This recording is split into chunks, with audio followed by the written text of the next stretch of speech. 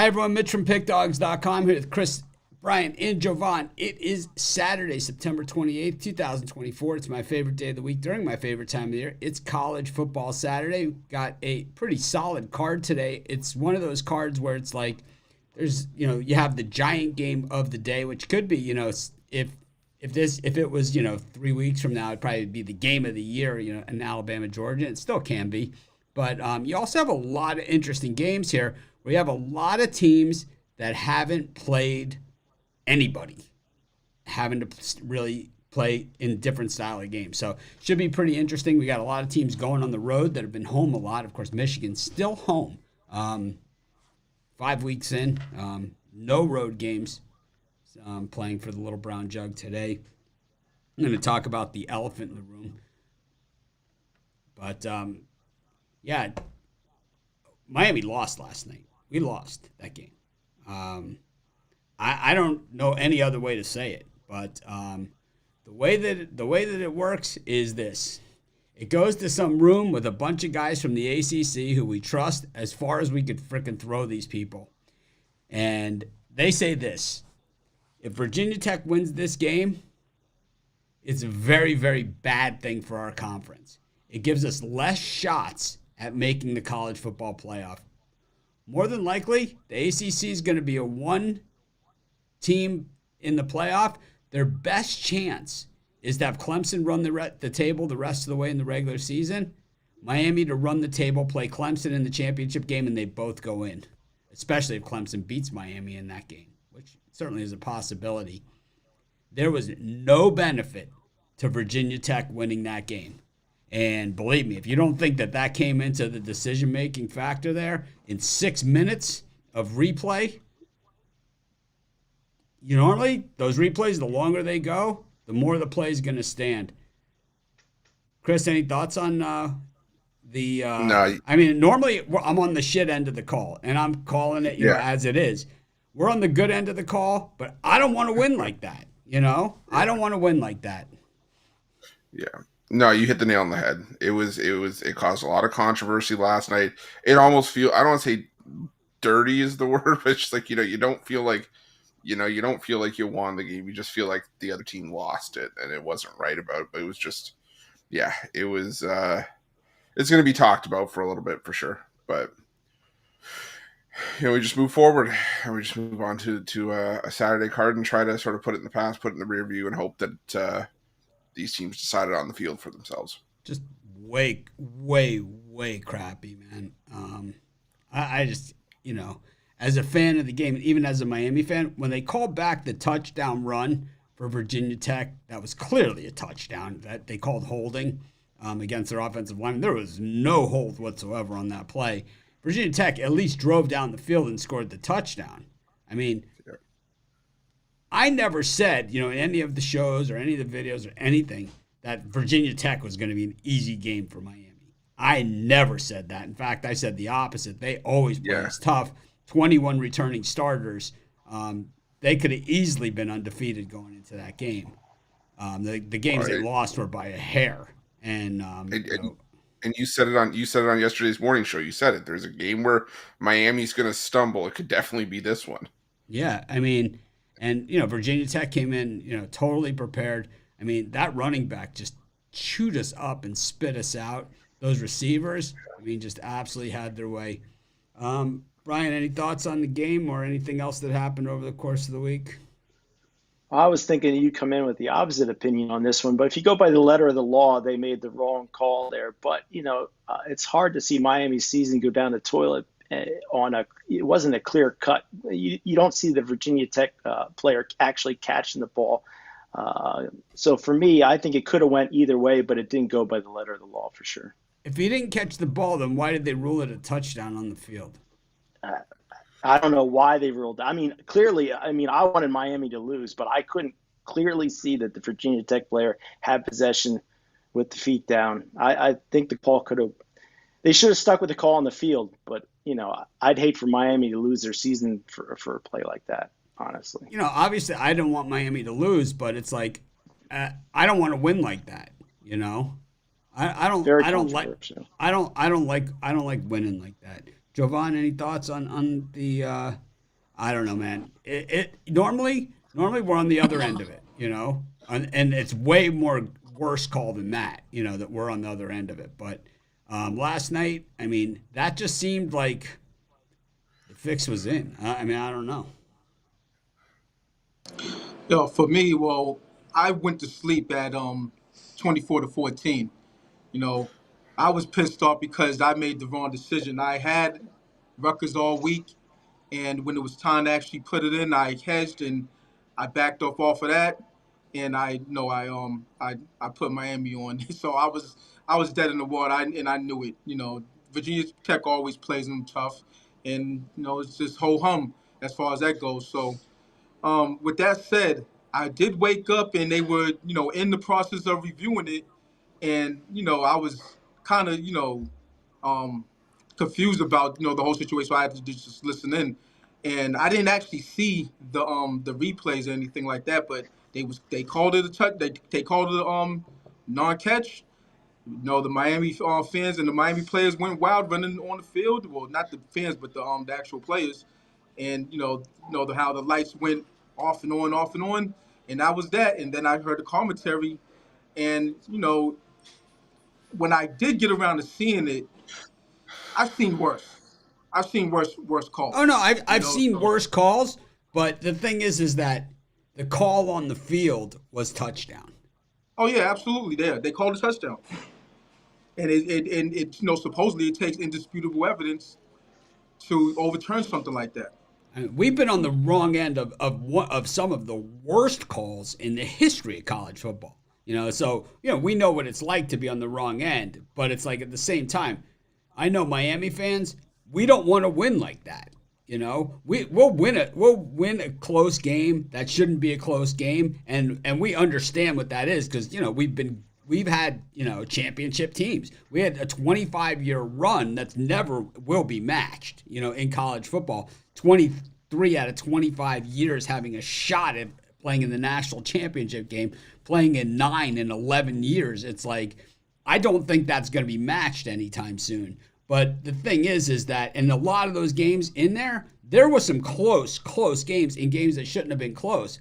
But we don't want a cheap win, We want to we'll go out there. We'll take that 16-15 win over Boston College in a downpour. We'll take it. But it's like we don't want the gift win. It's like we want to earn it. And it's like I just feel like we were cheated. By gifting us that win. I don't know, man. I just didn't like it. It doesn't sit well with me. And, in the end, it might not matter. When all is said and done, clearly, Miami has some holes to fill. And those were exposed in that game. But, there are certain teams that always just match up well against other teams. And that, we're going to see that today, too, on the field. So we got plenty to talk about today. We all have a lot of premium picks as well. I'm going to guess. I didn't look at anybody's things. Jovan said he had Miami in that game. I'm going to guess. I had Rutgers. I'm going to guess Brian had Rutgers and probably dodged the Miami bullet again. No? I had the Virginia Tech Hokies yesterday. Did you? Well, so you're 1-4 in Miami games this season. Congratulations. No. 1 and 2 in free picks, yeah. But as far as premium plays, I lost Ball State. And I lost with Florida, so it was 1 and 2. Yeah, the Florida counts as 2. Anyways, man, we'll get to we got packed, conference schedule games. We got some big games on the card. I just throw out 5 from the noon slot here on the board. Of course, everything is always out there. You can pick one. We can go around the horn, on these, and then come back around to you. But we'll just do one at a time. Baylor, BYU, it's Oklahoma State, Kansas State, Michigan, Minnesota for the Little Brown Jug. 5 home games in a row for Michigan. I mean, you tell me that all is equal in college football. Ole Miss taking on Kentucky. Ole Miss has actually even played a road game. They played at Wake, right? And Nebraska and Purdue. Purdue gets back home, where the last time they were in front of the home folk, it was UGLY.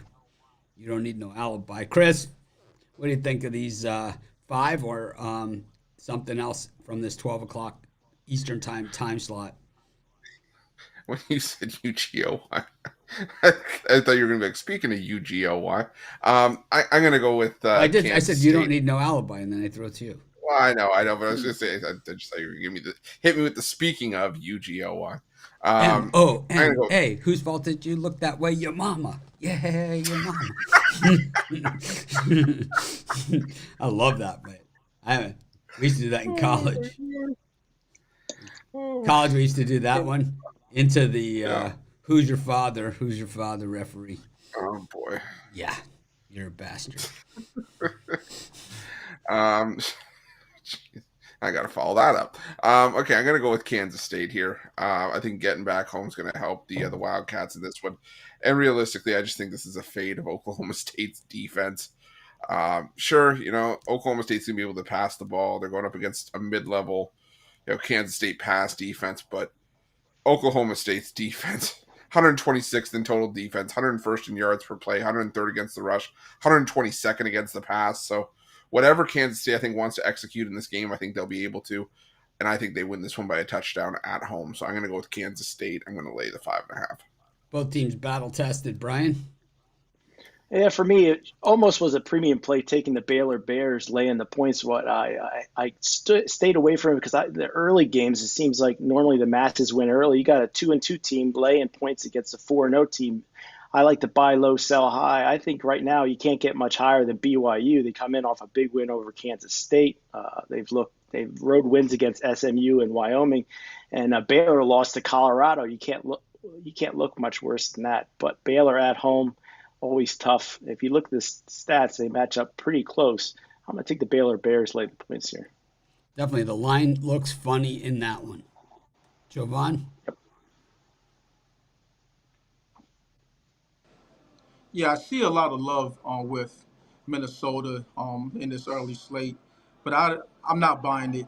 It's going to take a better team than Minnesota to keep it close in this type of environment at the big house. It's really the long and the short of it with me. You know, the thing about Michigan is, yeah, they don't really have a quarterback, but they're just going to run the ball down your throat. And the last time Minnesota kept it close or won against Michigan, it wasn't at the big house. It was in Minnesota. So, the last 3 times that these teams have faced off, it's been smackdown city for Michigan. And as long as they do what they're supposed to do, which is run the ball, and run the ball again, there's nothing that the Gophers could do about it. So give me Michigan. I'm playing contrarian in this one. I'm going to take Kentucky over Ole Miss, man. This is another line that's kind of moving oddly, and the places where it's moving oddly is at, the Circa. So it's like I always pay close attention to that. And, I saw this thing drop from 17.5 to 14.5 at the Circa. I saw it bounce to 15, but they're still well below where a lot of these other offshore books were, at least last I checked this morning. The Cats are way battle-tested coming into this game. South Carolina, Georgia. They have played against the heavy-hitter big boys, and they have played on the road. They have played at home. Ole Miss, their toughest game is Wake Forest. It's like one thing about these offensive teams that we've seen in the past historically, you punch them in the mouth. It could be a different story on the other side. I expect that Kentucky defense to come out and just punch them right in the mouth. And I think that the Kentucky offense can move the ball on this Ole Miss defense, which also highly ranked, but against who? And I think, it's not all things are equal in college football. And you look at that Kentucky schedule, and you look at that Ole Miss schedule, and you look at that point movement at, well, we don't like to advertise for books for free, but the Circa, I don't know, man. It just seems like it's a Kentucky possible money line situation. They only came within a point of losing to Georgia. I think if you can come within a point of Georgia, you sure as hell can beat Ole Miss. Chris, anything else on any other meat on the bone here at noon? Yeah, I like Indiana against Maryland. I like what Kurt Cignetti's brought to Bloomington. He's just, I know he hasn't played the toughest of schedules, but you could see this Indiana team is solid. Cignetti brought half a JMU with him, a JMU team that won 11 games last year. and I think that he's instilling a winning culture, with the Hoosiers. I just don't like this spot for Maryland. I think this is if we can get it at or under a touchdown, I'm fine with that. So I'm going to take Indiana in this one. Not looking a little square to you? That Yeah, line? I mean, a touchdown even against a even Maryland even team if it that is, always struggles on the road. no, I get it, but I get where the line looks a little bit square or funny, but for me, it's just I'm a fan of this Indiana team. There's certain teams I just can't get off of, and for me, one of them is Indiana. That is what you just said there is exactly the problem, Brian. Yeah, I think you were hit the nail on the head. I lean towards Kentucky. I think you're right about that one. And then small lean to Minnesota. I just, just because Michigan had one good game against USC, that's a lot of points in that Brown Jug game. I think it's a touchdown win for Michigan. I think Minnesota gets cover. Jovan, anything else in this slot? Slight lean to Nebraska against a god-awful Purdue team. Really not much commentary. If you've seen Purdue play this season, then you know what I'm talking about. They're just an auto fade at this point to me. Yeah, for me, I agree with just about everything that you guys have said. I like Minnesota in that Jug game because I think when you're getting into that many points in a game where there isn't going to be a lot of points, I think that that presents problems on its own. Also with Michigan coming off that super public dog win last week against USC, everybody saw it, right? And I think you have a lot of teams like that, especially in this early slot. So I agree with all that. But for me, I'm going to take Syracuse and lay the 30 against Holy Cross. And it's like I think the Cuse is way better than what people think they are. And this one kind of slips through the cracks. I liked Boston College a lot against Western Kentucky, but with the quarterback being out, you certainly have to pay attention. But it doesn't make Western Kentucky's defense any better, that's for sure. I mean, they are an absolute sieve. So I might lay a little something on Boston College there as well. Go to our next slot of games, and I shrunk Ruffalo somehow. Let's see. There we go. All right. Next slot of games, it's Arkansas, Texas A&M, neutral site game. Normally this game's at Jerry World, but this year it's not. It's at Arrowhead. Is it? No, it's not Arrowhead, is it? Is it Jerry World? I saw it was Jerry World. Jerry World. All right. There's a lot of neutral siters in today. Oklahoma against Auburn. Peyton Thorne back in action. Oh, we love him. Colorado against UCF. A lot of people feel UCF hasn't been tested. Wisconsin against USC. Luke Fickell. I would guess the seat's a little warm there already in Wisconsin. And Louisville against Notre Dame. A lot of people feel this is a playoff elimination game. Brian, any of these or anything else at the 3:30 Eastern time slot? Yeah, 3:30 might be my favorite time slot today. Out of those games, I think I'd roll with Wisconsin plus the points. I know they're off of that 42-10 loss to Alabama, but USC, a real tough bruising loss at Michigan. Now they're coming home. I'm not saying they're not going to win the game, but 14.5, I expect more from Wisconsin. You look at their schedule coming up. I think they got 3 cupcakes on the schedule after USC. So if they could somehow pull the upset, or I think they're going to keep it close. I'm going to take the points here with the Badgers. You don't want to say cupcake too loud in front of Ruffalo before lunch. Jovan. You read my mind, actually. Yeah. For me, I'm gonna look at Notre Dame here. They lost to Louisville last season, and I know they're chomping at the bit to get it done against them. That less than a touchdown, I would lean their side. Because I do think it's gonna be a 7-point game. So if you could get 6.5, then then I'm all for it. Even at 7, because I think they are gonna win by at least a touchdown. Then you lay it on with them. I'm on Wisconsin. The fact of the matter is, USC in the Big Ten, where they play physical football, they kind of light in the ass in the trenches. So we saw that last week. So Wisconsin isn't the same Wisconsin team. Granted on that, but they're still a Big Ten competitor, and they're thick in the trenches. So every time that USC faces a team like that, they're going to run into problems, unless they're, outscoring the team, and it's kind of hard to do when you're facing, good defensive week after week after week in the Big Ten. So, yeah, I'm on Wisconsin. I'll take those points, take those 2 touchdowns in the hook. And App State, after getting embarrassed Canceled. in their last game. Canceled. Oh, cancel. Oh, yeah, because of the storm. All right, got it. Yep. Canceled. We'll get you on the next time around. You have a chance to dig back in. I'm gonna roll with Oklahoma against Auburn. I'm sorry, I can't control myself. I see Peyton Thorne added to the starting lineup. I automatically take the other team. I know Brian loves bad pitchers in baseball, and Peyton Thorne must be on his list. But the thing is, in baseball, you give up a couple home runs one game, and you come out and pitch a nice game. I mean, Peyton Thorne was 4 interceptions against Cal. I don't think it's going to get much better here against an Oklahoma team that's licking their wounds after the Tennessee loss last week. I think the Sooners just way too much for Peyton Thorne and company. Auburn, traditionally a great program, and they're going to get a quarterback in there. But I mean, they got quarterback problems. If you got to put Peyton Thorne back in there, that means you've got no answers. Oklahoma all day and twice on Saturday. Chris, you're not concerned about the receiving corps for Oklahoma for Hawkins in his first start?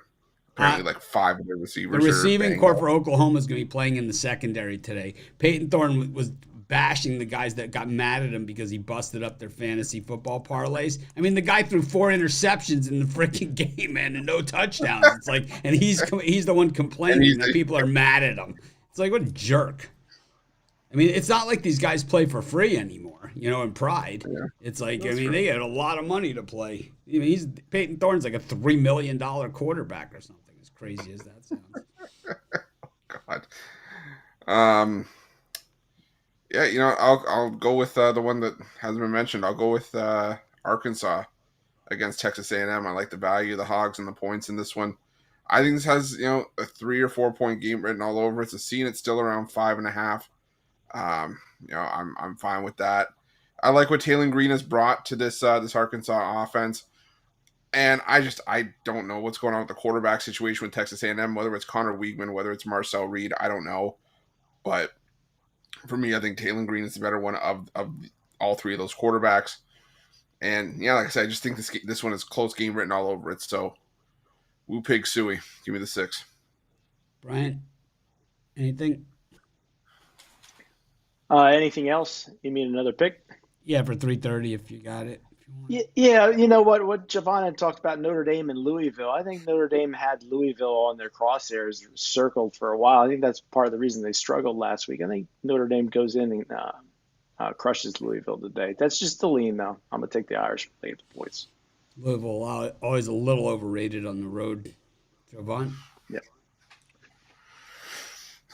Yeah, this Colorado UCF game, I'm gonna look at the over. I think that this is gonna be somewhat of a track meet, and contrary to what a lot of people are thinking that this is gonna be a letdown spot for Colorado, it might very well be the case throughout the over the course of the game. But I think that what happened, the sequence of events of their last game, kind of changed the course of their season. I think at least in the first quarter that they're gonna put points on the board in a major way. So I think it's gonna be a bit of a shootout. I think that they're gonna be matching points. Now, can UCF get separation at the bounce house? Absolutely, but I think in the first half at least this is gonna be one of those back and forth affairs. So at this numbers 60. Mid-60s, I believe, or 62, 63, somewhere around there. I think that the over's in play. I'm going to take Kent State plus the points against Eastern Michigan. I mean, Kent State is my Brian Bittler special. 134th ranked in offense, 134th ranked in defense, basically monopolizing the market on stinking up the joint. But the thing is, it's like when you look at that schedule, yeah, they lost to St. Francis of Pennsylvania. It happens. But the thing is like they lost to Penn State 56-0 and Tennessee 71-0. So basically, they've been outscored 127-0 over the last 2 games.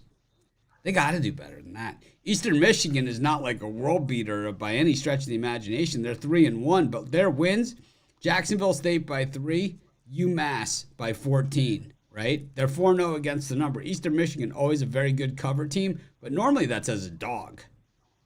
It just seems like the world should be on Eastern Michigan in this game, man. It's like Kent State, probably very cozy spot to be here. 134th offense, 134th defense. Brian, I'm ashamed of you for not mentioning it.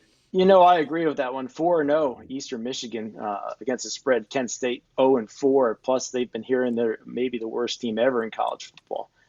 So I think Kent State, this number, who knows? They could knock them off, but I think they covered. I think you're right. Way too many people like Eastern Michigan today. I like them better when I'm getting points. Yep, that's how I am with Eastern Mich. Chris, anything else in this time slot? Yeah, one more. I'll go with UNLV against Fresno State. Obviously, all the news about the quarterback, Matthew Sluka, being done with UNLV after he did an honor NIL deal. But, I mean, it's a quarterback that walked, that was completing less than 50% of his passes. Yeah, he has, a ground attack element to his game, but Malik Williams was the QB1 entering the regular season. I mean, he was a QB1 in the fall camp, and Sluka just took over. But a lot of people, I think, are still happy from what I was reading that Williams is taken back over. Fresno State, they played Michigan tough in the opener and have looked dominant since, but against who? Sac State, New Mexico State, and New Mexico. It does nothing for me. UNLV, yeah, it hasn't been the toughest of schedules, but, they still have road wins over Kansas and Houston. I think UNLV can get it done here, taking the Rebels.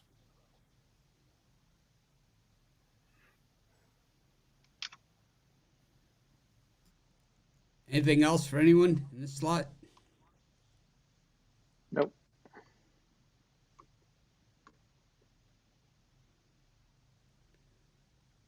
All right. We move forward to the 7:30 Eastern Time start, or 7 o'clock and beyond Eastern Time. We're flying through today's show with this format, which I kind of like, to be honest with you. We got the top 4 teams in the nation in the rankings, all playing in this time slot. We got Texas taking on Mississippi State, who could be the worst team in the SEC this year. We got Michigan State taking on Ohio State. Ohio State's first road game of the year, first game against a power conference team this year as well. We got Penn State against Illinois. Illinois, of course, we saw them beat Nebraska, a very public spot on a weeknight game in overtime. And then a couple of schools named Georgia and Alabama that have a little bit of hardware that they put together over the last few years. Jovan, I mean, this is heavy hitter central here at 7:30 Eastern Time. I mean, pretty much anyone is playing in this time slot. That you could easily see the Final Four of this year's college football playoff right here in this time slot. Yeah, I think that's a guaranteed fact that you're going to see, maybe all of them in the college football playoff this season with the expansion.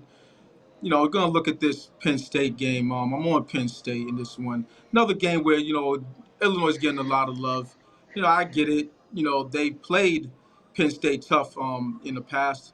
The one that we all really have in our memory is the 9 overtime game where they pulled it out 20-18 in Happy Valley, I believe. But I think in this one, you got these two coaches going back and forth, chirping, I guess, with each other, responding to each other, whatever.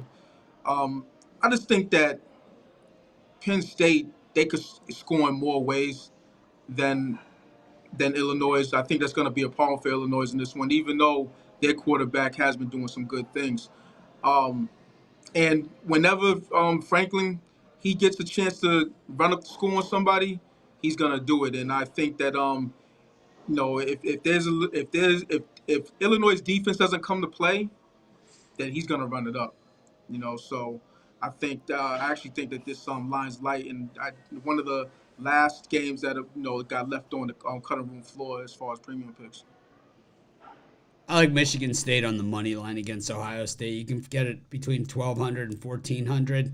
I've seen 1,100s out there. Ohio State has not played on the road this season. They have played the soft schedules. Ryan Day on the very hottest of hot seats there in Columbus as well, for good reason. It's not because he can't beat Akron by 100 at home. I mean, that's not the reason. The reason is that he loses winnable games and he can't beat Michigan. Well, here he is at Michigan State, and I got to say, I watched that game against Boston College last week. Well, Michigan State lost that game. They probably let it slip through their fingers. I mean, they should have won that game. And the thing is that this is one of the best tackling teams I've seen in the country, especially in the open field in one-on-one situations. In order to beat a team like Ohio State that has those playmakers, if you can tackle those guys and avoid them making those yards after the catch in those big plays, you can beat them. And especially if you can force a turnover or two from a Buckeye team that just hasn't played on the road. I'm going to take Sparty on the money line here and cash in big. I think this one, I think either Kentucky or Michigan State wins outright today. I'm going to say one of those two, if not both, win outright today. Chris? Yeah, I'm going to take Georgia. I know Tuscaloosa is not an easy place to go on the road and win, but I feel like, the Kentucky game was a bit of a wake-up call for Georgia. They had the bye week to focus in on this one. Granted, so did Alabama. They're coming off of the road win over Wisconsin, but, they beat Wisconsin, Western Kentucky, and, pulled away in the fourth quarter against USF. I think, complete revenge spot for Georgia. They heard some of the comments that Jalen Milrose made. Georgia's getting healthy off of the bye week. They're getting a couple of key defensive pieces back. I think Georgia gets a big win here on the road. I'm going to take the Bulldogs in this one. Brian? Yeah, out of the grouping, I think I'll go with Mississippi State plus all those points. The Texas Longhorns 4-0 against the number. They're going to get plenty of action today, I believe. They got Oklahoma on deck next. I know it's 2 weeks out, but I could easily see them winning this one by 35 and us getting the cover of Mississippi State. That's just a ton of points.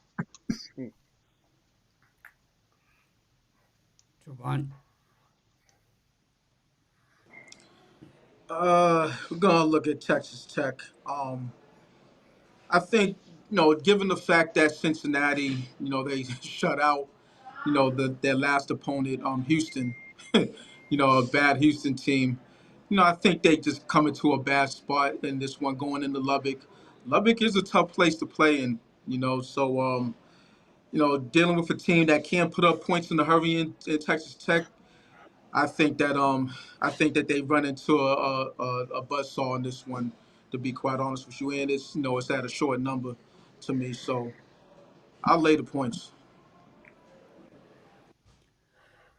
For me, it's like, I don't know. The Illinois Penn State game is one of those ones where it's like, it's a lot like last night's game, where it's like it's way more in the Big Ten's interest for Penn State to put on a show than for Illinois to be competitive. I think Illinois will be like a bowl representative of the Big Ten, while they're hoping Penn State will be another playoff team. I think for me, I'm going to go to Clemson, where the Tigers are just absolutely freaking rolling right now on offense. Cade Klubnik is really looking like the Cade Klubnik who was that really, really highly recruited quarterback. I think they roll Stanford, who just looks road weary, man. They have been back and forth and back and forth and back and forth. Them and Cal. I think if they put the Pac-12 back together, I think those two teams should go back. And I'm an ACC guy, and I love having the academics in there of these two teams, but I think they should go back. I think it just makes more sense. Chris, anything? Yeah, that was one of the things that even coming into the season that didn't make sense to me. I get it, you wanted to go elsewhere, but yeah, it didn't make any sense. But I'm gonna stay in that game. I'm gonna go with the over as well. Wouldn't surprise me if Clemson got close to this total on their own. This is a Stanford team that's top 25 in pace of play, so there's going to be a lot of possessions in this game. Could see a lot of explosive plays as well. Wouldn't surprise me if we saw kind of what we saw from Clemson when they played App State, where they put up like 35, 42 points in the first half. So give me the over Clemson-Stanford. Brian, anything else? Yeah, I have to agree 100% with Mitch here. Clemson, after losing that first game, they've been whipping ass. And, Dabo Swinney not opposed to running up the score on anybody. Stanford's just weak. I think Clemson crushes them by 35, and I'll take Alabama at home on the money line. I believe they're 8-2 against Georgia last 10. This is 9-1. how often 9-1. How often do you get Alabama at home at this price? I know it's Georgia, but I think Bama gets it done today. That one's going to be a war. I'll be staying clear of that one with my hard-earned money. I just think that that's just one of those tough games. Jovan, anything else here, or are you ready to move on? No, not at all. All right. Chris, what are you selling today? I got a 5-pack for college football going off for the noon games. Got a bunch of 3-packs throughout the day, as well as my $15 MLB pickoff play for today's action. Brian? 21-9 in college football, 70%. I'm on a 17-5 all sports run. You can get I actually have 2 titaniums today in college football, both for sale at pickdogs.com, $25, where you can get all 3 of my best bets in my private play 3-pack, $50 at pickdogs.com. Jovan? Yeah, I got a 5-pack in the noontime slot, another 5-pack in the late afternoon time slot. We'll have another 5-pack in the primetime time slot. We'll have, per usual, 16 plays going throughout today. Last 2 weeks, I'm 24-8 in college football on Saturday. So, yeah, just looking to keep it going, looking for another monster Saturday. You jump on something long term so you can get everything for a longer period of time. You're going to get that money. So you kind of have different styles here. Those of you that are tuning in, think about doing it. So Brian, a little bit less picks. He said he's 17-8, and Jovan is like 39-20 or something. So both of them knocking it out of the park. But some people love to have a lot of action, a lot of tickets, right? I like that when I'm in Vegas, not as much when I'm at home. Brian more picking his spots and saying, you know what?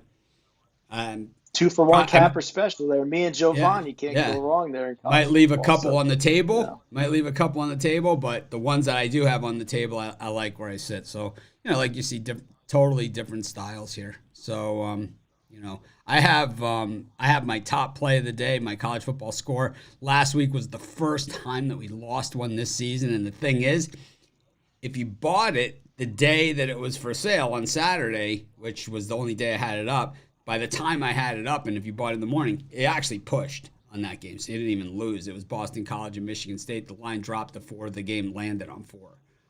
That's exactly where it went. But outside of that, I won all my college football scores this season, and I'm going to go for another one today.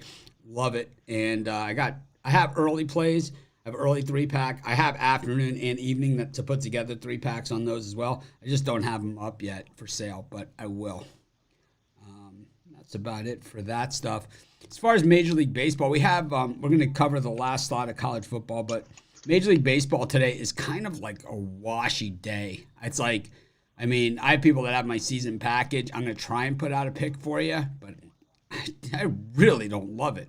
I don't see anything there that I'm just like, man, I really want to give this out as a premium pick. What do you guys think of? It's like preseason. It's like NBA preseason. Right now, Major League Baseball. Once we get to the playoffs, we'll be back into it. But it's tough today for sure. So Karl Anthony Towns for Julius Randle. Bad trade for the Knicks. I love it. The Knickerbockers, they're not going to win anything. He's soft. The big cat is soft. Meow, meow. Losing Dante DiVincenzo, one of those guys, glue guys, nah, it's not a good look. It's not a good look. I think it's a steal for Minnesota. They got some softness out of their locker room. Yeah, I think he's a guy that, like Jovan said, he has the skill set, but I think with the way that the team went is that, now that it's Edwards' team, it's kind of like he's gone to the wayside, and they have, inside presence with Gobert. So it's like, where is he, on this team? He's kind of he is the odd man out. It only makes sense. But I think the Knicks gave up a lot. He lives at the 3-point line, and he's big as hell. Make it make sense. I'd rather give up a number 1 and a couple number 2s than give up Randall and DiVincenzo what they gave up. I think they gave up too much. Nah, that's part of the fabric of their team, DiVincenzo. You know, they broke up the Villanova four before, well, with the addition of Bridges, they broke up the Villanova four before they even got a chance to get on the court. They did. The best thing is just like I was listening to the radio driving home last night, and they're like, it sounded like a trade that the two GMs were sitting at a bar that's just having a beer. They're like, I'm trying to get rid of Karl Anthony Towns. Yeah, I'm trying to get rid of Randall and DiVincenzo. Hey, you want to make a trade? Well, And isn't that how slid it the over. Matthew Stafford trade went down in to the Rams? It wasn't like Stafford like on vacation with his family, and Sean and McVay was on vacation with his family, and they just happened to be at the same place, and that's how the trade went down. Potentially. It was like they're Maybe sitting in a just- lounge chair at the pool next to each other, like total coincidentally, man. And he ends up saying, I'd love playing on the Rams, And they end up doing a deal like right then and there. It happens. Definitely happens. All right. We've got our last slate here for college football. Texas Tech hosting Cincinnati. Interesting game there. SMU, Florida State. Another one, I would say label it in the interesting category. Boise, Washington State on the blue turf. Don't adjust your sets. Another interesting game. Utah against Arizona. This is an interesting point spread in this one. And then UCLA, Oregon. Which UCLA team are we going to see? That's really what it comes down to. I guess I'm up. I'm going to roll with the Noles here against SMU. I think getting into the win column last week was just big for Florida State, and I'm less than sold on this SMU team. As big as the expectations were for Florida State coming in, they were bigger for SMU, who spent a lot of money on the image licensing deals with their players. SMU has always been a very, very big money school. Remember, they paid players even before Miami paid players. I mean, they paid players for a very, very long time. Eric Dickerson, Craig James, those whole teams, the Pony Express. I mean, they were death penalty good at paying players. But Florida State, I think, is the better team. And Rhett Lashley was Miami's offensive coordinator. I do not agree with his strategy. I do not like his style. I do not like that hurry up, because if you go 3 and out, your defense gets 40 seconds of rest max. It's like they get gassed in a hurry. I'm going to take Florida State in that one. Chris?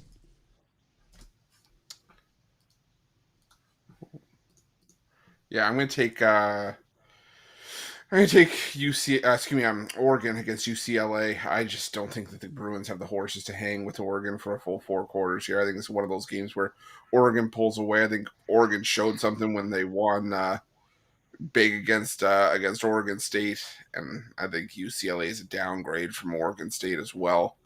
It's going to be a long, long year or two in the rebuild under Sharon Moore, and I know Dylan Gabriel's had his moments for the Ducks, but I still think that Oregon's just a far better team here. I look for them to win by at least 4 touchdowns, maybe a similar margin of victory compared to the Oregon State game. So give me the Ducks.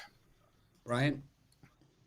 Yeah, I love this slot. I could bet every single one of these games, but picking one of them, I would agree with Chris here and take the Oregon Ducks laying the points.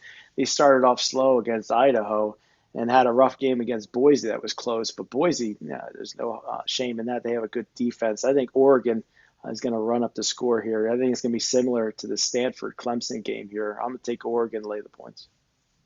Jovan? Yeah, we're looking at FSU in this one. I'm not, like Mitch said, I'm not sold on SMU. I'm not sold on them. I know they did put up a 66 spot on TCU, but Florida State, they did get into the win column, and even though their offense is shaky, they do have a good enough defense to at least slow down what the Mustangs want to do on offense. Getting points, with FSU, I think it's a good spot to be in this situation where they drew first blood, got to win there looking for some more, and they need a lot of work if they want to, be in contention for anything that has to do with the playoffs. So, give me FSU.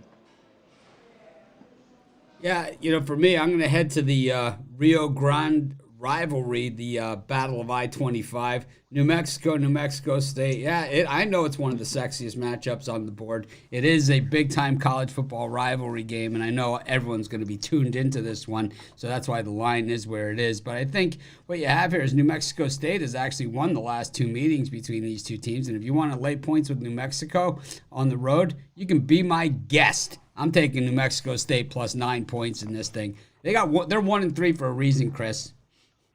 Anything else? You don't just fluke into 1-3. Takes talent to get there. It certainly takes talent. They beat Southeast Missouri State 23-16. They didn't cover, but they could have. No, yeah, they definitely could have. No, I think I'll stick with the Oregon Ducks in this last one. Because that 48-0 Fresno State score scare you off a little bit. It gives me a stomach ache personally. Well, I mean, New Mexico gave up 61 to Arizona. They also lost. This is true. They lost to Montana State. Remember that? They were like big dogs against Montana State. They were 14-point dogs against an FCS team. Here they are favored by 9 over New Mexico State in a rivalry game. Throw the record books out the window in this one. 1-3 and 0-4.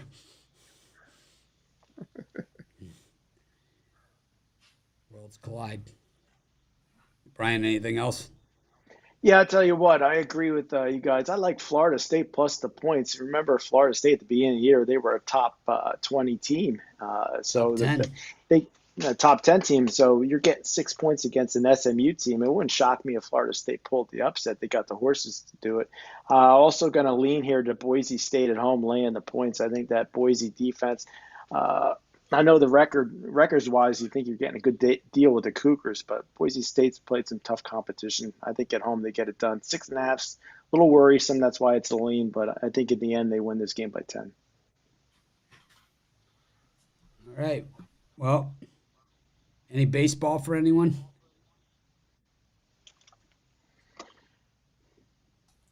Just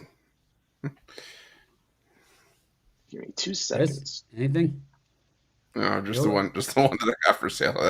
It was so hard navigating through that MLB card yesterday and doing the videos for it. How about the Mets choking it up against the Brewers? Woohoo! Oh, it is the Mets. So Meet the Mets. Where the hell are I like the games that I like are like all minus like 200. I'd say a slight lean to the Guardians over the Astros. I was slightly into the Brewers just because the Mets must-win game, and they choked it away yesterday. I think they choke it away today.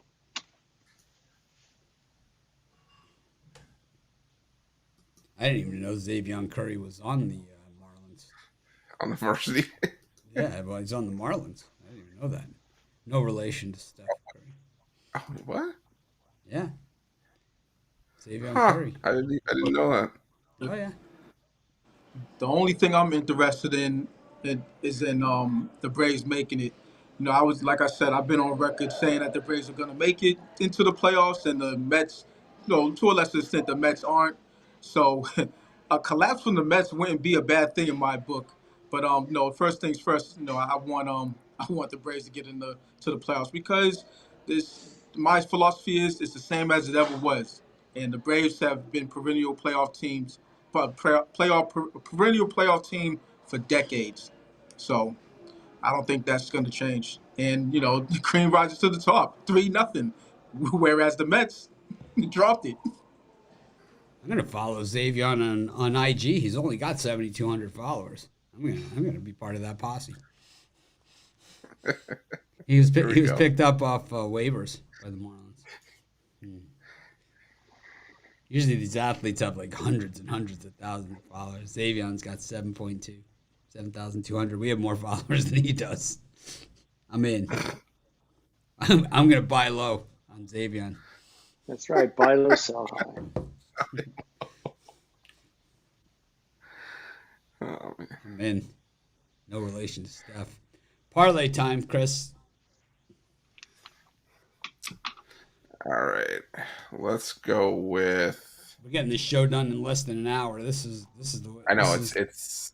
and it was a solid show too, right? 4 people. We Yeah. didn't really miss any games, Yeah. Nope. Yeah, I'm gonna go with for parlay Kansas State over in Clemson, Stanford, and let's go with North Texas.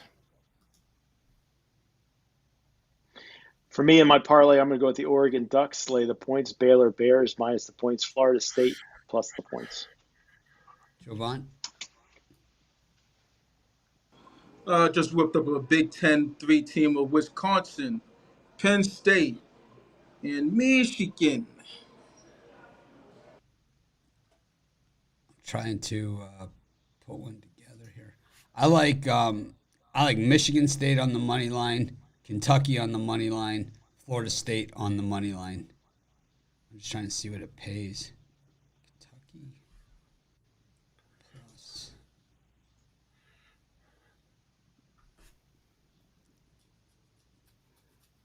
I didn't see it on here. Huh. Just won't give it to me. All right, I'll have to try it somewhere else. Anyways, that's what it's going to be. Thanks, everyone, for joining us. Make it a winning day. We appreciate each and every one of you. Got it done by 11 o'clock. Gives you an hour to go out and bet the games. Use the discount code PICK. We've also got our, when you're buying your premium picks, you get 15% off. 2 for 1, 3 for 1 capper, 4 for 1. You can do whatever. We've got pretty much, everything. Tomorrow, Jay Briggs hosting the NFL show. I think it'll be a similar format to this. We've got Mitch's partner program. If you have a private credit book, a lot of people have a private credit book. They still don't want to do it, even though we're basically printing money. This is for the last 2 years doing that. This is the weirdest thing. It's like in my sports betting career, our syndicate is definitely the most off-the-wall thing that I've ever done. But I don't send the money back, that's for sure. Thanks, everyone, for joining us. Make it a winning day. We appreciate each and every one of you.